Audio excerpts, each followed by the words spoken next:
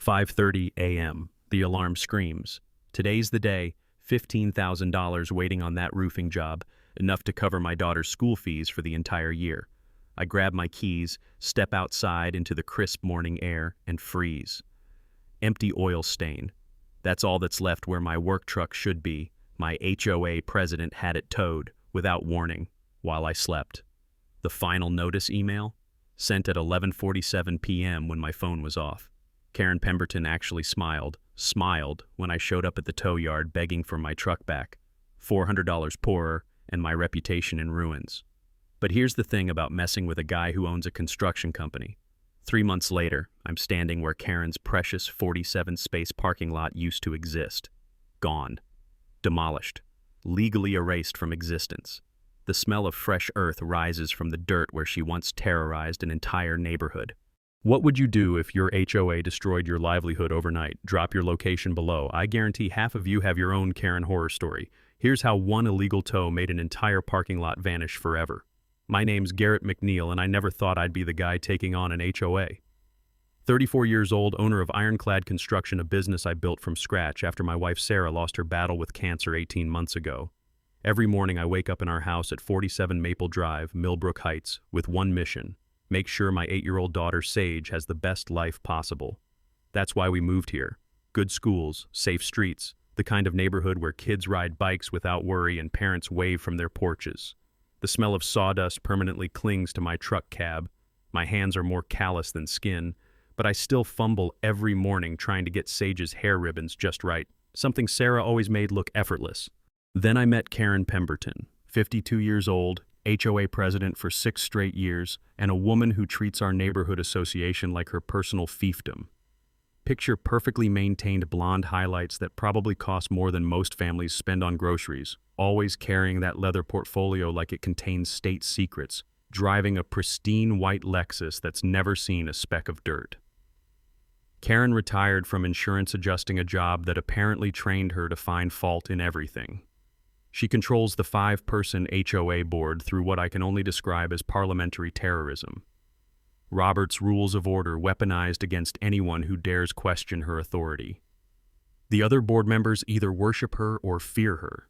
There's no middle ground in Karen's world. The trouble started 3 weeks after we moved in. My work truck, a 2019 Ford F-350 with Ironclad Construction logos on both sides, parked in my own driveway overnight. Apparently, this violated the aesthetic standards outlined in Section 12.3A of our community covenants.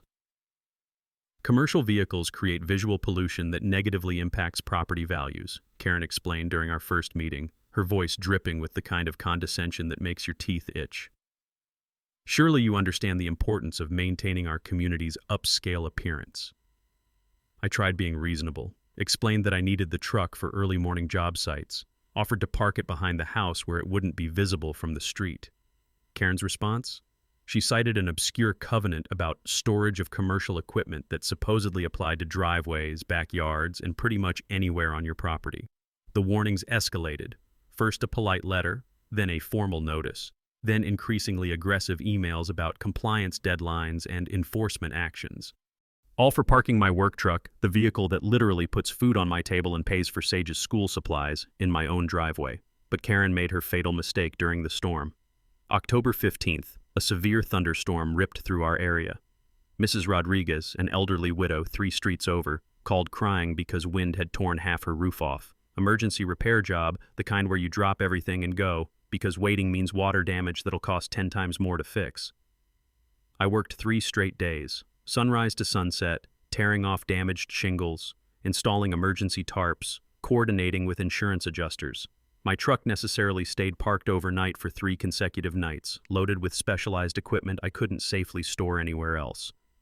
That's when Karen struck. The final warning email arrived at 11:47 p.m. on Thursday night. My phone was off. I'd been working 16-hour days and crashed into bed exhausted. The email demanded immediate compliance or enforcement actions would commence without further notice.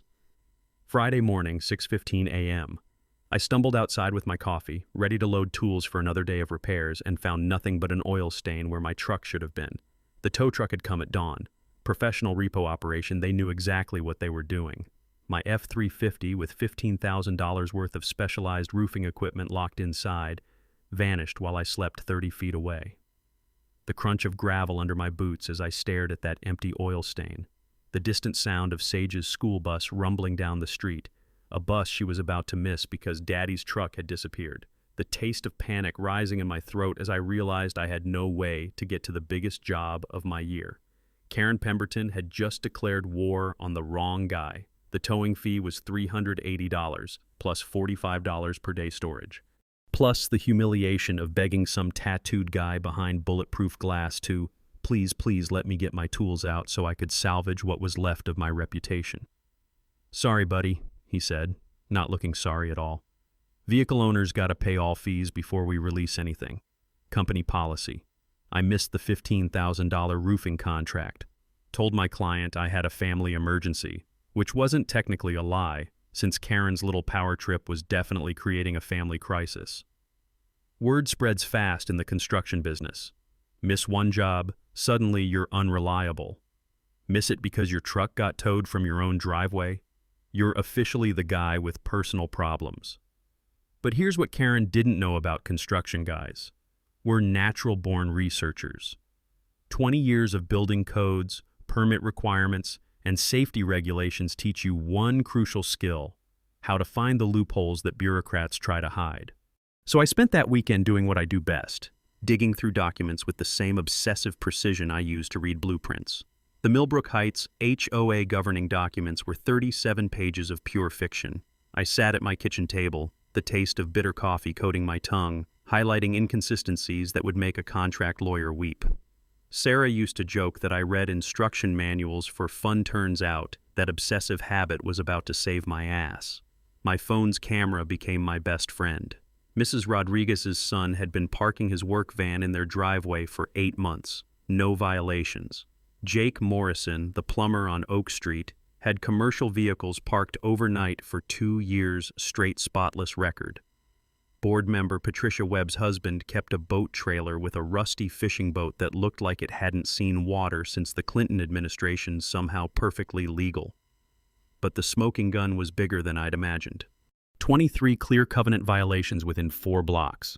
I documented everything with construction site precision: date stamps, GPS coordinates, multiple angles, basketball hoops blocking sidewalks, trash cans stored in front yards, Christmas decorations from 2 seasons ago still hanging like sad reminders of happier times.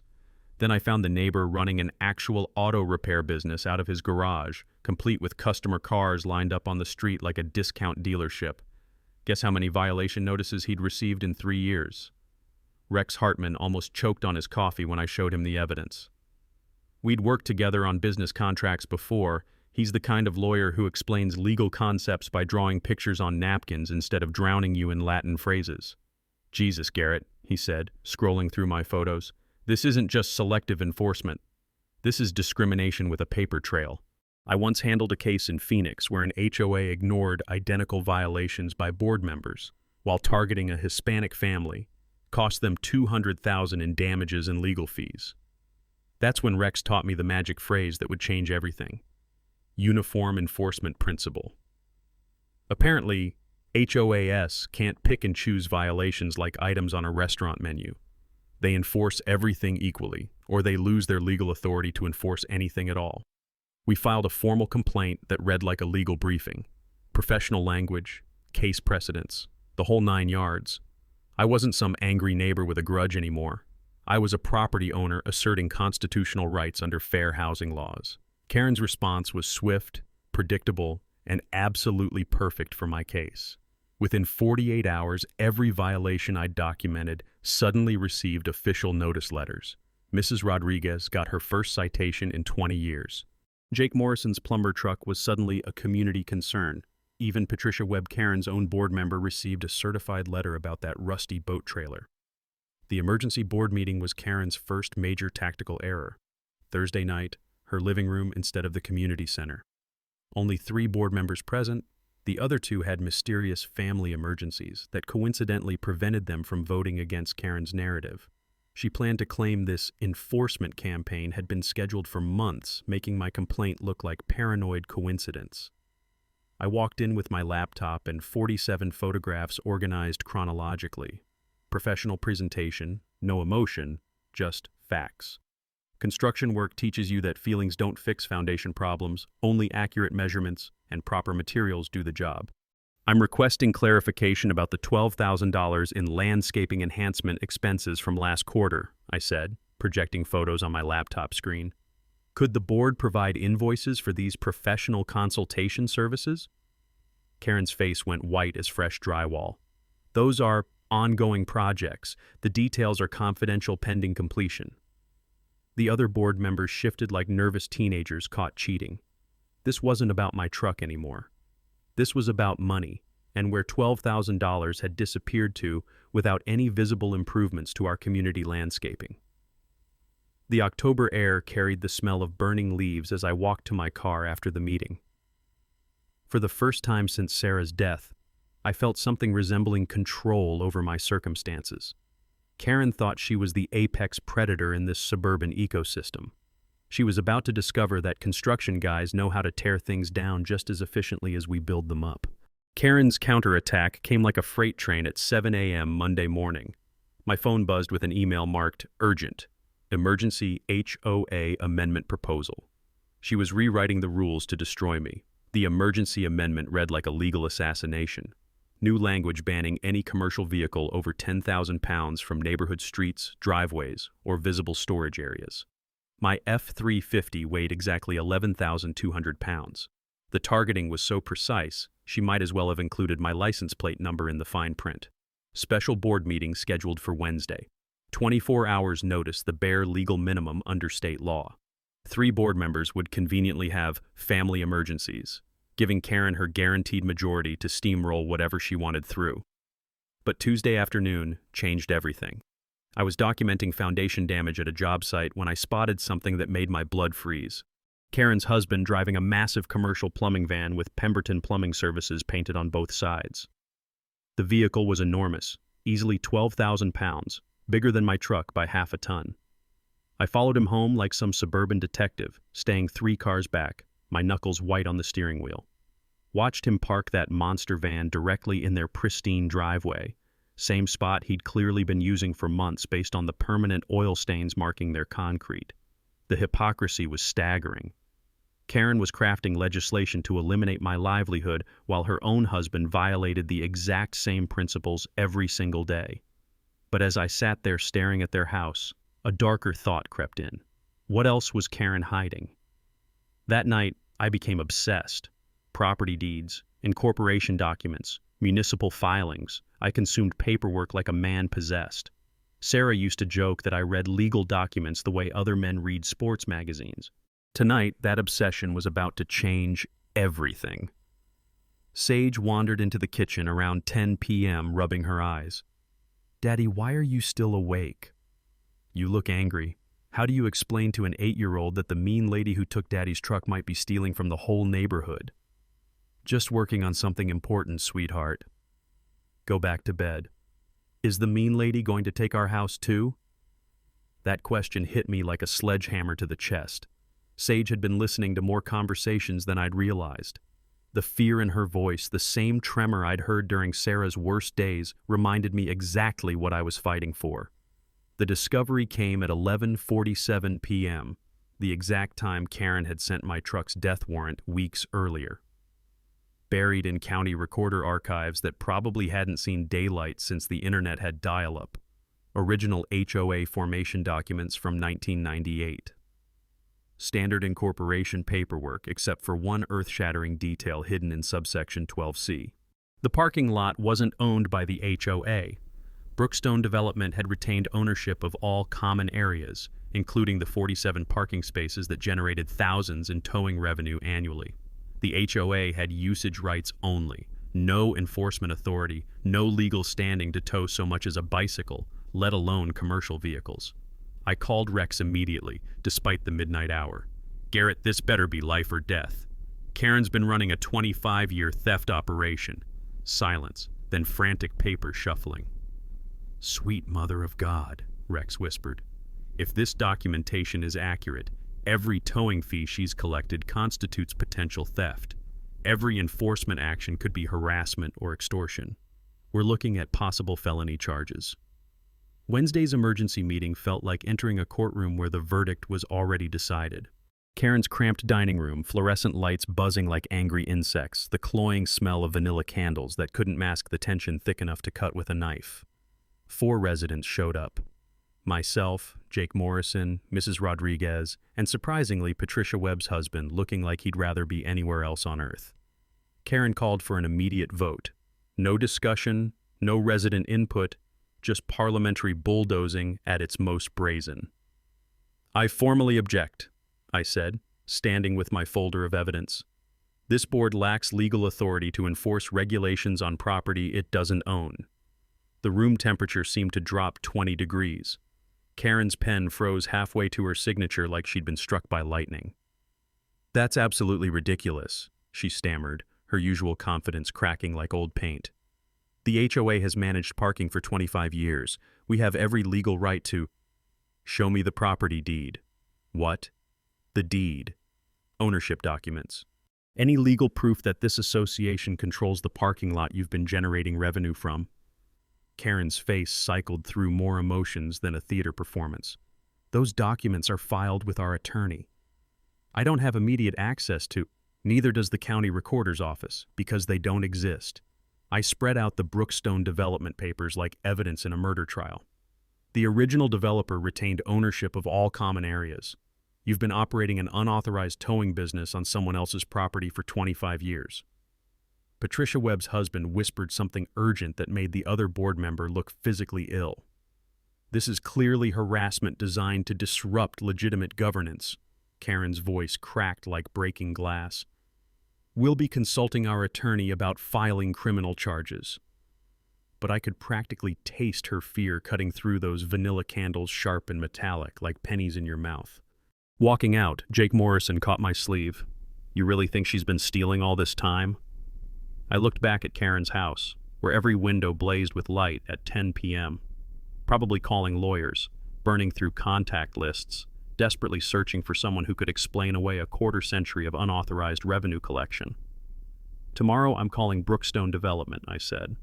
"Time to find out if they know their property's been someone else's personal ATM." Thursday morning, 8:15 a.m. I'm dialing Brookstone Development while Sage eats her cereal, trying to act like this is just another normal business call instead of potentially the most important phone conversation of my life. "Brookstone Development, this is Marcus speaking." "Hi, this is Garrett McNeil from Ironclad Construction. I'm calling about some property ownership questions regarding the Millbrook Heights subdivision you developed in 1998. "Millbrook Heights? Hold on, let me transfer you to my father. He handled that project. 2 minutes later, I'm talking to David Brookstone Sr., who sounds like he's been waiting 25 years for someone to ask the right questions. "Mr. McNeil, are you calling about the parking lot situation?" My coffee mug nearly slipped from my hand. "You know about it?" "Son, I've been getting quarterly tax bills for that property since we built the place. Always wondered why nobody from the HOA ever contacted us about purchasing it outright or establishing proper easement agreements." That's when the pieces clicked into place, like a perfectly cut mortise joint. Brookstone had been paying property taxes on land they couldn't use, while Karen collected towing fees from property she didn't own. The legal implications were staggering. "Mr. Brookstone, would you be interested in discussing what's been happening with your property? Why don't you come by this afternoon? Bring whatever documentation you have. I think it's time we sorted this mess out properly." But Karen wasn't sitting idle while I built my case. That same morning, Mrs. Rodriguez called crying. Karen had shown up at her door at 7 a.m. with a special assessment notice, $500 per household, for a legal defense fund to protect the community from frivolous litigation. "She said if I don't pay, they'll put a lien on my house," Mrs. Rodriguez sobbed. "I'm on a fixed income, Mr. McNeil." "I can't afford this." I drove over immediately. Mrs. Rodriguez's hands shook as she showed me the official-looking document, complete with HOA letterhead and Karen's signature. But here's what Karen didn't count on. Construction guys know the difference between legitimate legal documents and intimidation tactics dressed up in fancy language. "Mrs. Rodriguez, this isn't legally binding. The HOA can't impose special assessments without a proper member vote and 30-day notice period. This is harassment, plain and simple. By noon, I'd received calls from Jake Morrison, the Hendersons on Oak Street, and two other families. All Karen's vocal supporters had received the same $500 demand. But board member Patricia Webb? Her family got nothing. The selectivity was so obvious it felt like Karen was building my legal case for me. That afternoon's meeting with David Brookstone Sr. took place at a construction site where his son's company was building a new subdivision. The smell of sawdust and diesel fuel made me feel instantly at home, real work happening, honest sweat equity instead of Karen's paper-pushing power games. "This is fascinating," Brookstone said, reviewing my documentation. "And frankly, it presents an interesting business opportunity." He explained that his son's company needed reliable contractors for their new development phases. Ironclad Construction's reputation had been circulating through industry networks. Apparently, word travels fast when someone stands up to HOA corruption.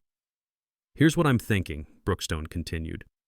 "We terminate the existing easement agreement, which expired 2 years ago anyway, and reclaim full control of our property. You help us with some upcoming projects, and we make sure justice gets served properly." The partnership made perfect sense. Brookstone got a quality contractor and resolved a 25-year tax burden. I got professional vindication and the legal backing to destroy Karen's authority once and for all. But Karen's desperation was reaching dangerous levels. Friday morning brought the nuclear option, a police report claiming I'd threatened her during the Wednesday meeting.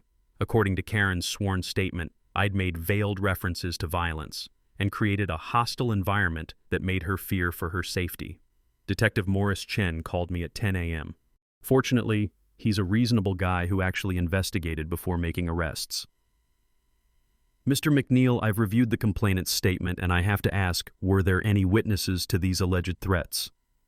"Detective, there were 4 other people at that meeting, Mrs. Rodriguez, Jake Morrison, and Patricia Webb's husband. Feel free to interview them." 20 minutes later, Chen called back. "Interesting situation, Mr. McNeil.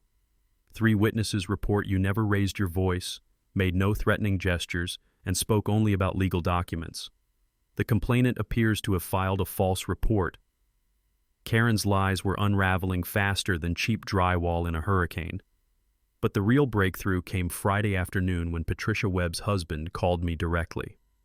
"Garrett, I need to talk to you. Away from Karen. There are things about the HOA finances that you need to know." We met at the Dunkin' Donuts on Highway 6, surrounded by the comforting aroma of coffee and fried dough. Patricia's husband, Tom, looked like a man who'd been carrying a guilty secret for years. "Karen's been running 2 sets of books," he said quietly. "Official records for the state, and private accounting that shows where the money really goes. Her husband's plumbing company has been grossly overcharging for maintenance work. We're talking about $43,000 in questionable expenses over 3 years. The smell of glazed donuts suddenly seemed less appealing as the scope of Karen's operation became clear. "Tom, are you willing to provide documentation?" "I've been waiting for someone brave enough to ask." That evening, I stood in my driveway where this whole mess started, watching Sage draw chalk pictures on the sidewalk. The October air carried the scent of wood smoke from neighborhood fireplaces, and for the first time in weeks, I felt like we were winning. Karen had escalated from petty tyranny to outright fraud. But every desperate move she made only provided more evidence for her eventual downfall. Tomorrow, I'd start building the case that would end her reign of terror forever. Saturday morning, 9 a.m. Tom Webb arrived at my house looking like a man walking to his own execution, clutching a manila envelope that bulged with enough paper to start a bonfire. "Garrett," he said, his voice shaking as he settled into my kitchen chair, "what I'm about to show you will destroy everything, including me." The envelope's contents spilled across my table like evidence from a crime scene. 2 complete sets of HOA books, one pristine and professional for state filing, the other a handwritten ledger that documented 3 years of systematic theft. Karen's husband had charged $8,700 to repair a water main that city records showed was never broken. Landscape consultation fees totaling $12,000 with 0 visible improvements. Security camera installation costing $15,000 for cameras that Tom swore had never been purchased. But as Tom's trembling fingers turned the pages, I could smell his fear mixing with my morning coffee, sharp and acidic, like metal shavings in your mouth. "This isn't even the worst part," he whispered, pulling out a document that made the room feel 10 degrees colder. Original 1998 HOA incorporation papers. But not the versions filed with the county. These were different. Wrong. Fraudulent. 2 of the 5 founding signatures are forgeries, Tom said, pointing to obvious inconsistencies that made my construction-trained eye ache. Mrs. Patterson's signature is here, but she didn't move to the neighborhood until 2001. Mr. Kowalski's handwriting matches perfectly with Patricia Martinez's same person wrote both names. The implications crashed over me like a building collapse.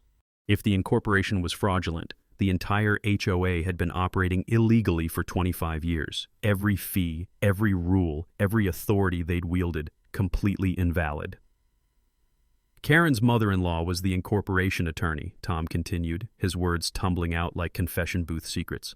Family conspiracy spanning decades. They've stolen over $2 million from 127 families who never knew they were paying dues to a fake organization. I stared at the forged signatures, my hands actually shaking as the scope of Karen's operation became clear.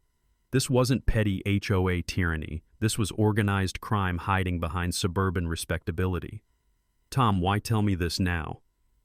You could go to prison as an accessory. His face crumpled like wet cardboard. Because Karen's been blackmailing me for 3 years.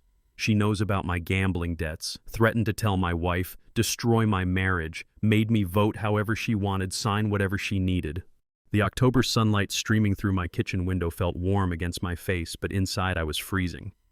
Tom's confession meant Karen had been running a criminal enterprise with multiple victims, multiple leverage points, multiple ways to destroy lives. There's more, he said, voice barely audible. I documented everything because I was terrified. Photos of forged signatures, copies of inflated invoices, even audio recordings of Karen laughing about how the fees were easier money than her insurance job ever was. That's when the full weight hit me. I held evidence that could send Karen to federal prison, but using it would create legal chaos for every innocent family in our neighborhood. Sage's friends lived here. Their parents had budgeted for years, made financial decisions, assumed property protections that were all built on lies. The smell of fresh bread from Mrs. Rodriguez's kitchen drifted through my window. Normal neighborhood life, continuing while I sat holding documents that could shatter everything. If we expose this, I said slowly, Karen faces criminal charges. The HOA collapses, property values could crash, insurance coverage might be voided. Are you prepared for that chaos? Tom nodded, tears actually forming in his eyes. I'm more afraid of what happens if we don't stop her. Karen filed false police reports against you this week. She's threatening families with illegal assessments. Desperate criminals do desperate things. I looked at those forged signatures spread across my kitchen table like evidence from a murder trial. This wasn't about my truck anymore, or even HOA reform. This was about protecting an entire community from a sociopath who'd been masquerading as a concerned neighbor for a quarter century. The question wasn't whether Karen deserved justice, it was whether I could deliver it without destroying innocent lives in the crossfire. But looking at Tom's tear-streaked face, I realized some battles choose you whether you want them or not. Karen's empire was built on fraud. Time to bring the whole thing crashing down. Sunday morning, my garage had been transformed into a war room that would make military strategists proud. Rex Hartman sat at my workbench with legal documents spread between power tools and paint cans, while Detective Morris Chen, who'd officially retired but volunteered his forensic expertise, examined Tom's evidence with a magnifying glass like some suburban Sherlock Holmes. Sarah Kim, the CPA from 3 streets over who'd been quietly documenting HOA irregularities for months, had her laptop connected to a portable printer that churned out financial analysis reports. The smell of fresh ink mixed with sawdust and coffee created an oddly comforting atmosphere for planning Karen's downfall. Gentlemen and lady, I said, addressing my unlikely team of neighborhood justice warriors, we have one shot at this. Karen's desperate, which makes her dangerous. We need to be surgical, strategic, and absolutely bulletproof legally. Rex spread out a timeline on my workbench like blueprints for a skyscraper. Here's our multi-pronged approach. We can't just expose Karen, we need to protect the community while we're bringing her down. The strategy was elegant in its simplicity. Instead of nuclear destruction, we'd perform controlled demolition. Sarah's forensic accounting had uncovered a pattern more sophisticated than any of us imagined. Karen wasn't just stealing, she explained, pointing to spreadsheets that revealed systematic fraud. She was running a money laundering operation. Inflated contracts with her husband's company, then reporting lower amounts to the IRS while pocketing the difference. Detective Chen nodded approvingly. That's federal tax evasion, wire fraud, and conspiracy. We're talking about potential RICO charges if we can prove organized criminal enterprise. But the real breakthrough came when I shared my conversation with David Brookstone Sr. The original developer wasn't just willing to help, he was eager to reclaim his property and establish legitimate community governance. Here's the beautiful part, I explained, sketching out the parking lot transformation plan. Brookstone terminates the expired easement, reclaims his property, then immediately sells it to a resident-owned cooperative for $1. We convert from illegal HOA control to democratic community ownership overnight. Rex's eyes lit up like he'd discovered buried treasure. That's brilliant.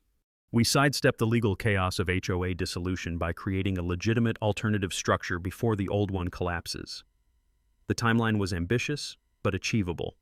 Phase 1. Present Karen with irrefutable evidence privately. Offer resignation with dignity intact in exchange for restitution and criminal immunity. Phase 2. If she refused, file simultaneous complaints with the District Attorney, State Attorney General, IRS, and local police. Phase 3. Community vote on cooperative ownership while Karen faced legal consequences. What if she tries to destroy evidence? Sarah asked, ever the practical accountant. Detective Chen smiled grimly. Already handled. I've been photographing everything with timestamps and GPS coordinates. Plus, Tom's been copying documents for 3 years. Karen would need to burn down half the neighborhood to eliminate our evidence trail. But Morris raised the crucial question that had been haunting me since Tom's confession. What about community impact? A lot of innocent families could get hurt financially. That's where Sarah's expertise proved invaluable. Her analysis showed that most residents would actually benefit from the transition. The HOA has been overcharging for services and maintenance. A resident-owned cooperative could reduce annual fees by 30% while providing better community amenities. The recovered funds from Karen's restitution would create a community improvement fund, scholarship programs for local students pursuing trade education, emergency assistance for families facing financial hardship, infrastructure improvements that had been promised but never delivered during Karen's reign. We're not just exposing corruption, I realized, looking at our comprehensive plan. We're building something better from the ashes. Rex had been quietly reviewing legal precedents on his laptop. I found the perfect model. A community in Arizona went through almost identical circumstances 5 years ago. HOA dissolved due to fraudulent incorporation. Residents formed a cooperative. Property values actually increased due to improved governance and financial transparency. The risk assessment was sobering, but manageable. Karen might attempt scorched earth retaliation, harassment, property damage, false accusations. We prepared contingencies for each scenario, including personal protection measures and legal counterstrike capabilities. Detective Chen's experience with white-collar criminals provided crucial insights. Karen's personality type typically responds to overwhelming evidence with either complete surrender or desperate escalation. We need to be prepared for both. The media strategy focused on positive community transformation rather than personal vendetta. Local reporters would be invited to cover the cooperative formation and democratic governance experiment, not just Karen's criminal prosecution. The story isn't about one woman's corruption, I explained to the group. It's about a community taking control of its own destiny. As Sunday afternoon sunlight slanted through my garage windows, illuminating dust motes dancing around our planning session, I felt something I hadn't experienced since Sarah's diagnosis: complete confidence in the outcome. Karen had built her empire on lies, intimidation, and legal ignorance. But she'd picked the wrong neighborhood to terrorize. Construction workers, accountants, lawyers, and retired cops make formidable allies when they're fighting for their family's future. Tom Webb's evidence would provide the ammunition. Brookstone Development would supply legal authority. Rex would handle courtroom strategy. Sarah would track every stolen dollar. Detective Chen would ensure criminal prosecution. And I would make sure Karen Pemberton learned the most important lesson of her life. When you mess with someone's livelihood, you better be prepared for the consequences. The planning phase was complete. Tomorrow, we'd offer Karen one last chance to surrender gracefully. After that, all bets were off. Monday morning, 6 a.m. My phone exploded with notifications that made my coffee taste like battery acid. Karen had gone full nuclear overnight.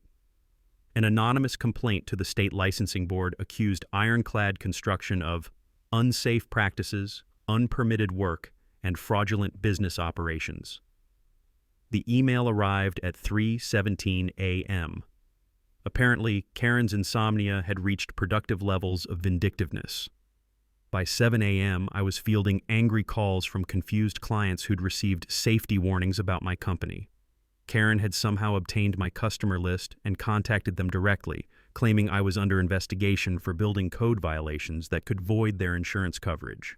"Mr. McNeil," stammered Mrs. Patterson, whose kitchen renovation I'd completed flawlessly 6 months earlier, "someone called saying your work might be illegal. Should I be worried about my permits?" The professional assassination attempt was surgical in its precision. Karen understood that construction companies live or die on reputation, and she was systematically poisoning every relationship I'd built over 15 years. But Karen made one crucial miscalculation. She didn't understand how the construction industry actually works. Tuesday afternoon, State Inspector Mike Rodriguez showed up at my current job site for what he called a routine compliance review. Mike and I had worked together on municipal projects for years, and his expression told me everything I needed to know about Karen's complaint. "Garrett, this is the most thorough safety inspection I've ever conducted," he said after examining every detail of my work. "Whoever filed this complaint either doesn't understand construction standards or has a personal agenda." The inspection results were devastating to Karen's credibility. Not only did my work exceed code requirements, but Mike discovered that Karen's own home addition, the deck she'd built 2 years earlier, lacked proper permits and violated 3 separate building regulations. "Interesting how the complainant's own property has more violations than the business she's reporting," Mike noted dryly, photographing Karen's unpermitted electrical work. "I'll be forwarding this to the Code Enforcement Division." That evening, Sarah Kim called with news that made my hands shake with excitement. Her forensic accounting had uncovered the smoking gun we'd been searching for. "Garrett, I found where the money went. Karen's been funneling HOA funds through her husband's plumbing company, then transferring the excess to a private account in the Cayman Islands. We're talking about systematic tax evasion on an international scale." The implications were staggering. Karen hadn't just been stealing from neighbors. She'd been operating a sophisticated money laundering operation that crossed international borders. Federal crimes carrying decades in prison. But Karen's desperation was escalating beyond white-collar fraud into genuinely dangerous territory. Wednesday night, I discovered my truck's brake lines had been cut. Clean, professional sabotage designed to cause an accident that would eliminate her primary threat while looking like mechanical failure. The metallic smell of brake fluid pooling on my driveway mixed with autumn air created an oddly peaceful scene for what amounted to attempted murder. Detective Chen arrived within 20 minutes of my call, his retired status meaning nothing when it came to protecting community members from escalating criminal behavior. "This crosses every line," he said, photographing the severed brake lines with forensic precision. "Karen's moved from financial crimes to potential homicide. We need to accelerate our timeline. The security footage from my neighbor's Ring doorbell captured everything. A figure in dark clothing approaching my truck at 2:30 a.m., spending exactly 12 minutes underneath the vehicle, then departing through the same route. The person's gait and body language were distinctly feminine, and the timestamp coincided perfectly with Karen's known schedule for her late-night neighborhood safety patrols. Thursday morning brought Karen's most desperate gambit yet. She'd somehow obtained Sage's school schedule and was spreading rumors among other parents about my mental instability and dangerous obsession with harassment. The PTA president, Jessica Martinez, called me directly. "Garrett, someone's been saying you're under investigation for threatening behavior and that Sage might be unsafe at home. I wanted you to hear this directly rather than through gossip channels." The attack on my daughter's well-being crossed into territory that made my vision blur with rage. But Rex's legal training kicked in before my construction worker instincts could take over. "Document everything," he advised during our emergency meeting. Karen's desperation is creating an evidence trail that will guarantee her conviction. Every false accusation, every escalation, every attempt to destroy your reputation, it all proves premeditation and criminal intent. But the community was rallying in ways that surprised even me. Jake Morrison organized a group of contractors to review and publicly endorse my work quality. Mrs. Rodriguez started a petition supporting my family that gathered 47 signatures in 6 hours. Even former Karen supporters began questioning her increasingly erratic behavior. Friday afternoon, David Brookstone Sr. called with news that would change everything. "Garrett, I've been consulting with my attorneys about Karen's unauthorized use of our property. They're recommending we file federal charges for wire fraud since she's been collecting towing fees electronically across state lines. The FBI's white-collar crime unit is very interested in reviewing the evidence. The smell of sawdust from my current job site mixed with the scent of justice finally approaching." Karen had escalated from petty HOA tyranny to federal criminal enterprise, but every desperate move she made only tightened the legal noose around her own neck. Tomorrow, we'd present her with one final opportunity to surrender before the full weight of federal law enforcement descended on her suburban criminal empire. The endgame was approaching, and Karen had already lost, she just didn't know it yet. Saturday morning brought Karen's final desperate play, a media blitz that would have impressed a political campaign manager. Channel 7's investigative reporter, Amanda Sterling, arrived at Karen's house with a camera crew to film what Karen had promised would be an explosive expose of neighborhood terrorism. I watched the setup from my kitchen window, the bitter taste of cold coffee mixing with anticipation as Karen positioned herself on her pristine front porch like some suburban Joan of Arc preparing for martyrdom. This dangerous individual has been using construction equipment and professional connections to intimidate law-abiding residents, Karen declared to the camera, her voice trembling with practiced emotion. "I fear for my safety, my family's safety, and the safety of our entire community." The performance was Academy Award worthy. Tears at precisely the right moments, voice cracks that suggested genuine terror, hand gestures that implied helpless vulnerability against an unhinged aggressor. Karen had clearly been practicing this narrative for weeks, but Amanda Sterling had done something Karen hadn't expected: actual journalism. Within 2 hours, Sterling's producer called me directly. "Mr. McNeil, we've been reviewing the documentation you provided through your attorney. Mrs. Pemberton's claims don't match the evidence we've uncovered. Would you be available for an on-camera interview this afternoon?" The media ambush Karen had orchestrated was backfiring spectacularly. Sterling's investigation had uncovered the forged incorporation documents, the financial irregularities, and most damning of all, the security footage of Karen sabotaging my truck's brake lines. While Karen was busy playing victim for the cameras, I was completing the most important construction project of my career. Not a building, but a bulletproof legal case that would demolish her criminal empire forever. Rex had coordinated our evidence submission with military precision, federal fraud charges filed with the FBI, tax evasion complaints submitted to the IRS Criminal Investigation Division, wire fraud allegations forwarded to the U.S. Attorney's Office. Even the Postal Inspection Service was investigating mail fraud related to Karen's fake assessment notices. The beauty of our strategy was its overwhelming comprehensiveness. Karen couldn't defend against multiple federal agencies simultaneously investigating different aspects of her criminal enterprise. Sarah Kim's forensic accounting had traced every stolen dollar through an international web of shell companies and offshore accounts. The Cayman Islands transfer alone constituted felony money laundering, carrying a 20-year federal sentence, but the real masterstroke was Detective Chen's criminal profiling work. His analysis of Karen's escalation pattern from petty tyranny to financial fraud to attempted vehicular homicide demonstrated clear premeditation and sophisticated criminal planning. "This isn't a neighborhood dispute that got out of hand," Chen explained to the federal investigators.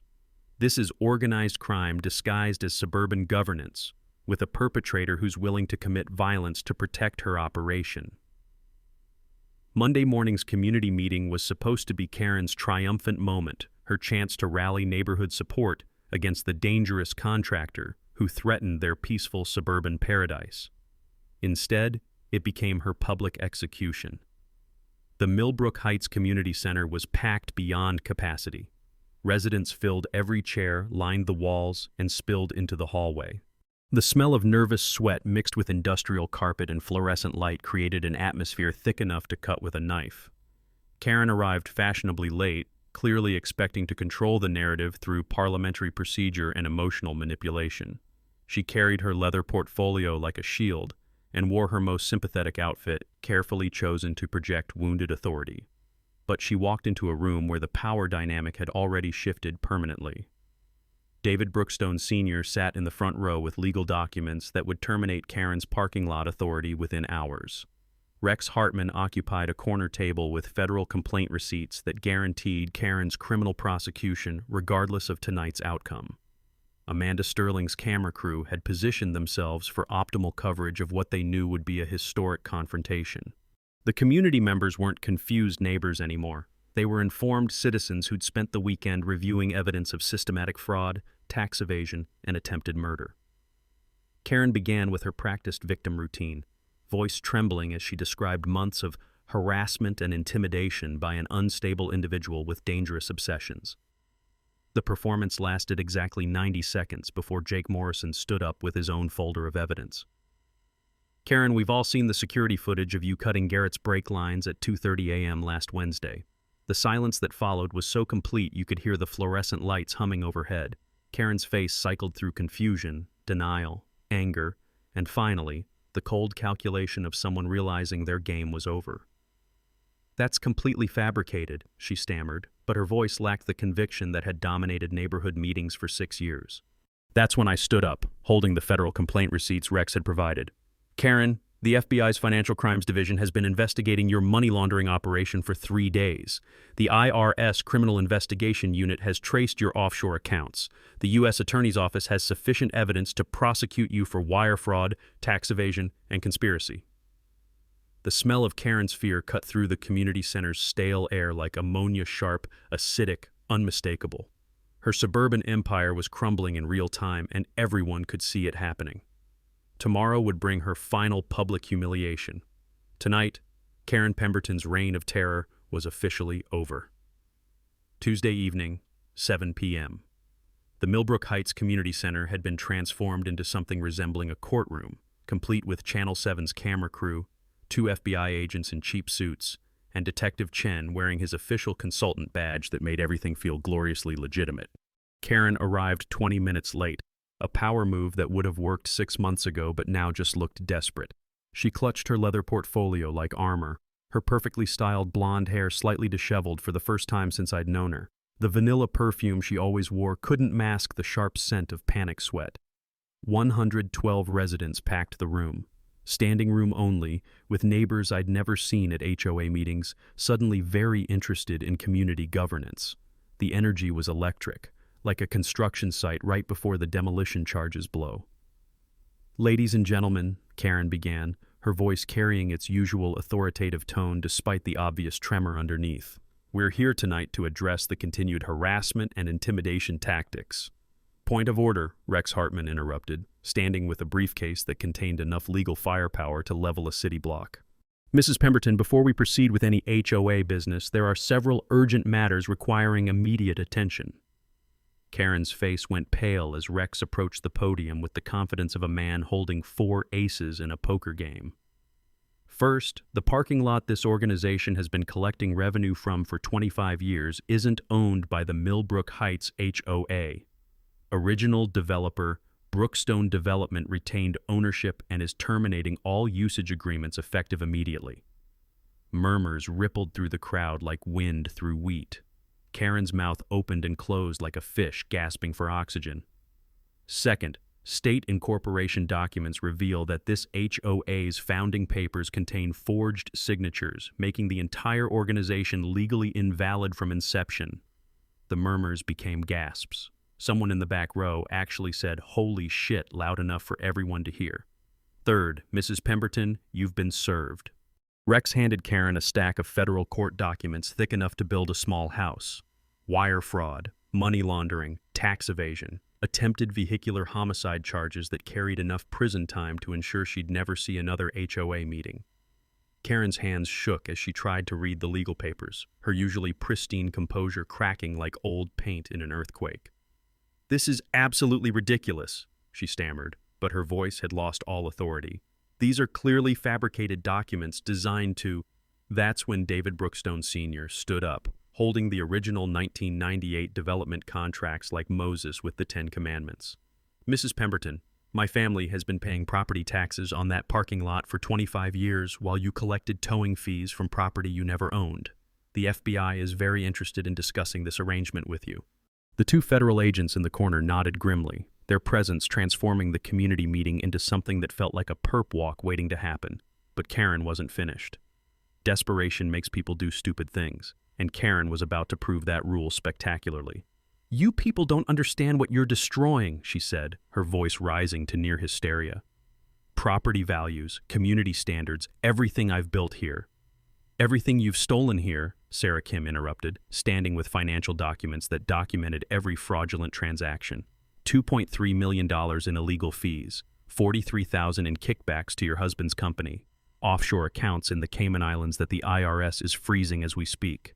That's when Amanda Sterling's camera crew moved in for close-ups, capturing Karen's meltdown in high definition for the evening news. "This is harassment," Karen screamed, finally losing the composure she'd maintained for 6 years. "You're all destroying a legitimate organization because one man couldn't follow simple parking rules." The room fell silent.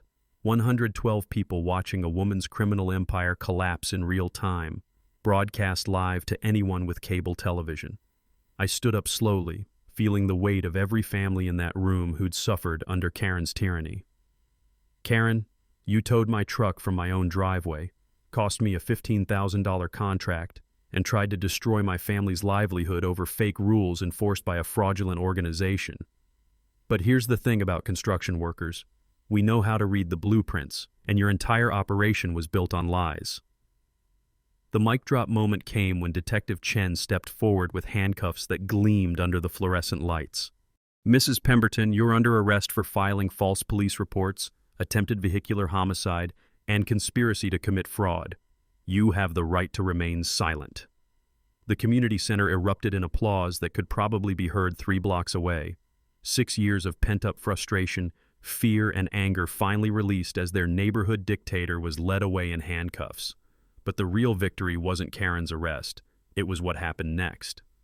"All in favor of dissolving the current HOA structure and forming a resident-owned cooperative?" I called out. The vote was unanimous except for 2 abstentions, Patricia Webb and her husband, who looked like they were contemplating their own legal exposure.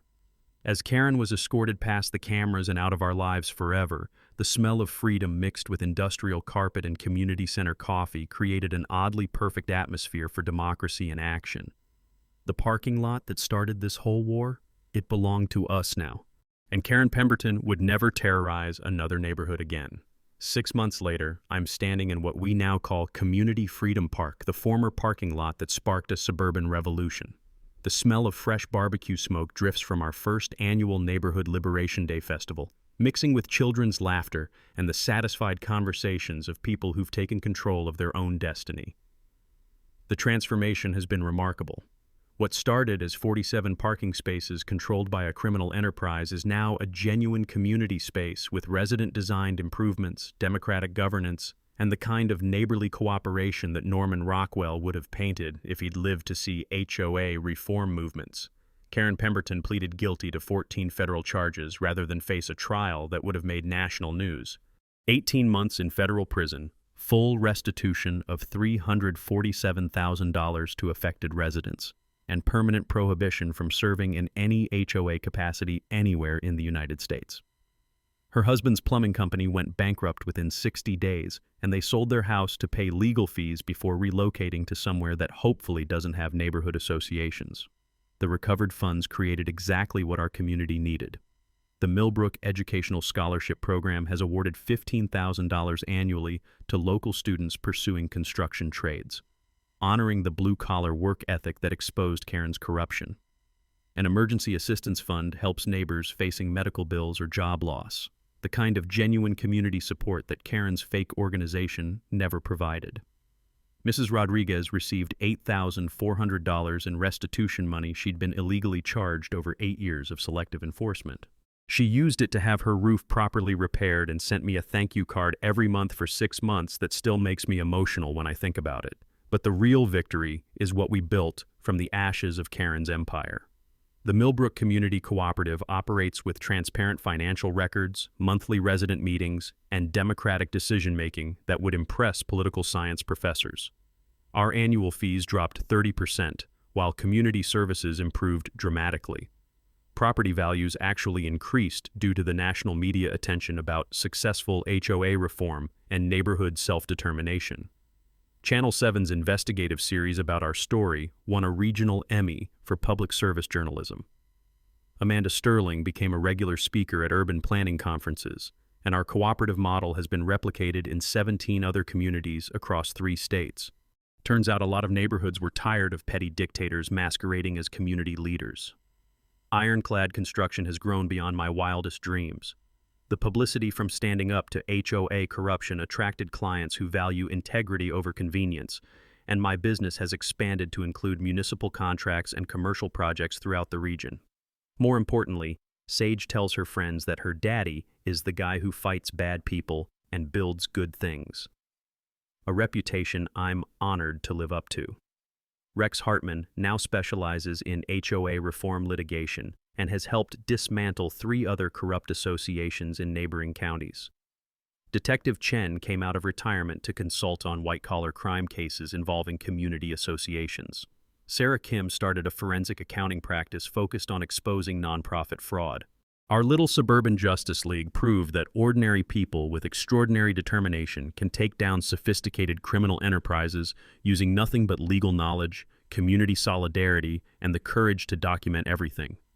The personal healing has been just as important as the legal victory. Sage hasn't asked about the mean lady in months, and her laughter echoes through our neighborhood where fear and intimidation once ruled. I've started dating Sarah Kim. Turns out fighting corruption together creates a pretty solid foundation for romance. Tonight, as I watch our neighbors enjoying the barbecue festival on land that Karen once controlled through fraud and intimidation, the scent of wood smoke and the sound of genuine community celebration remind me why this fight was worth every sleepless night and legal bill. We didn't just expose one woman's crimes. We proved that communities have more power than they realize when citizens are willing to research the rules, document the violations, and stand up to bullies hiding behind bureaucratic authority. But here's the real kicker. Last week I received a call from the Department of Justice asking if I'd be willing to testify before Congress about HOA reform legislation. Apparently, our story has inspired federal lawmakers to consider nationwide protections against the kind of suburban tyranny that Karen represented. From one-towed truck to potential federal legislation, not bad for a construction guy who just wanted to park in his own driveway. So here's my challenge to everyone watching. If you're dealing with HOA nightmares, corrupt board members, or petty dictators hiding behind Homeowner Association authority, document everything and fight back. Drop your worst HOA horror story in the comments below. You're definitely not alone in this struggle. And don't forget to hit that subscribe button for more stories about ordinary people taking on extraordinary corruption. Sometimes the best revenge isn't getting even, it's making things better for everyone.